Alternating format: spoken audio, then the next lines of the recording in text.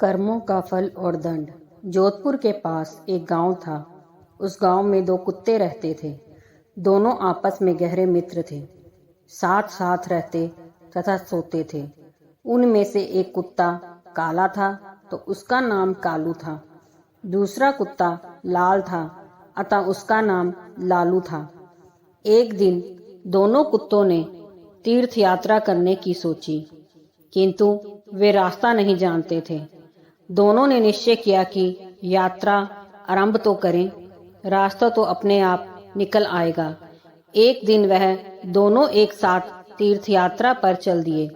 चलते चलते रात हो गई। वह दोनों एक पेड़ के नीचे सो गए। थके होने के कारण उन्हें नींद आ गई। सुबह होने पर फिर अपनी यात्रा पर चल पड़े। एक गांव के पास पहुंचने पर होते हैं उन्हें भूख लग आई। वहां उन्हें कुछ चूहे दिखाई दिए। लालू की पूंछ खड़ी हो गई।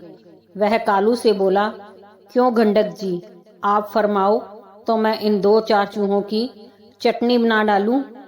कालू ने गर्दन हिलाकर कहा, नहीं बाऊ लालू जी, हम तीर्थ यात्रा पर निकले हैं और तीर्थ यात्रा में किसी की हत्या करना पाप होता है, तो आप कोई दूसरा उपाय खोजो जिसमें कोई जीव की हत्या ना हो तथा हमें मांस भी न खाना पड़े।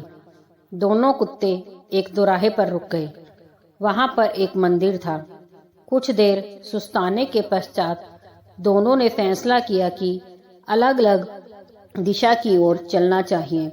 जिसको जो मिलेगा खा लेंगे। एक साथ चलते तो दोनों में से किसी का भी पेट नहीं भरेगा।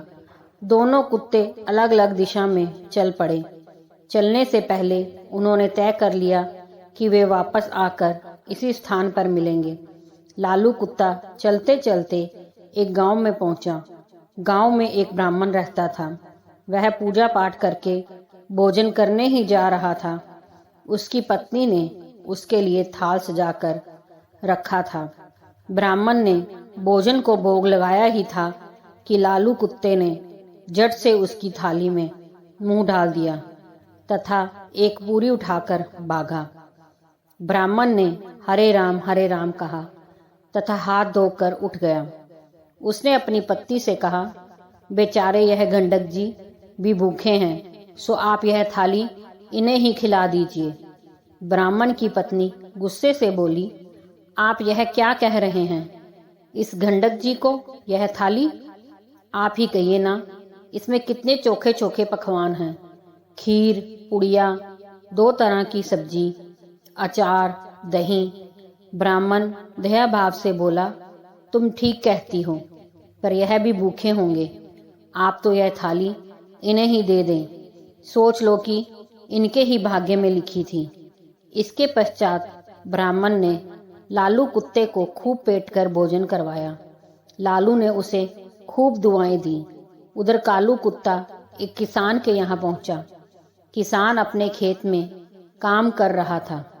उसकी पत्नी थाल रख कर गई थी। थाल में बाजरे की रोटियां और सांगरियों का साग था। खेत का काम पूरा करके वह थाल खोलकर खाना खाने को तैयार हुआ ही था कि कालू ने तुरंत ही उसके भोजन में मुंह डाला तथा थोड़ी सी रोटी का टुकड़ा तोड़कर भागा। किसान एकदम गुस्से से भर उठा। उसकी आंखें अंगारों के समान लाल हो गई, भवे बन गई। उसने अपनी लाठी उठाई। गाली देते हुए उसने लाठी से इतनी जोर से वार किया कि कुत्ते की कमर टूट गई। वह पीड़ा से चिल्लाने लगा। कमर टूट जाने के कारण वह भाग ही नहीं सका। इसी बीच उसकी कमर में 2-4 लाठियां और पड़ गई। कुत्ता अधमरा हो गया। लालू दोराहे पर खा पी कर मस्त पड़ा था। वह आंखें फाड़ फाड़ कर अपने साथी की प्रतीक्षा कर रहा था। उसका साथी उसे कहीं भी नजर नहीं आ रहा था। लाचार तथा उदास होकर वह दोराहे पर बैठ गया। थोड़ी देर बाद उसे कालू नजर आया। वह लपक कर उसकी ओर दौड़ा। उसकी टूटी हुई कमर देखकर वह बहुत दुखी हुआ। पूछने लगा, भाई तुम्हारे साथ ऐसी बात किसने की? कौन निष्ठुर पापी है जिसने रोटी के पीछे तुम्हारी कमर ही तोड़ डाली। कालू की आंखें भर आई। उसने पीड़ा से करहाते हुए सारी कथा सुनाई। कथा सुनाकर वह क्रोध तथा दुख में डूबकर बोला, मैं उससे अपना बदला जरूर लूंगा। उस किसान को बताऊंगा कि खुद की कमर किस प्रकार टूटती है। लालू भी कृतज्ञ होकर बोला, मुझे भी उस ब्राह्मण का कर्ज चुकाना है। उसने मुझ पर कितनी कृपा की है। मैं रोम रोम से उसे आशीष देता हूँ। इसी प्रकार बातचीत करते हुए दोनों कुत्तों ने अंत में यह निश्चय किया कि उन्हें प्राण त्याग देने चाहिए तथा प्राण त्यागने के पश्चात उनके घरों में जन्म लेना चाहिए। इत्तेफाक से ना तो किसान के कोई पुत्र था और ना ही ब्राह्मण के। दोनों कुत्तों ने मंदिर के आगे जाकर अपने प्राण त्याग दिए। एक ही पल में दोनों मृत्यु को प्राप्त हो गए। कालू ने किसान के घर जन्म लिया। किसान बहुत प्रसन्न हुआ, किंतु उसकी खुशी अगले ही पल विलुप्त हो गई।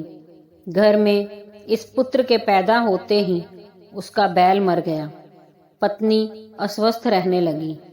पहले जन्मदिन पर किसान के हरे भरे खेत को जानवर चट कर गए। उधर ब्राह्मण के घर भी बेटा पैदा हुआ।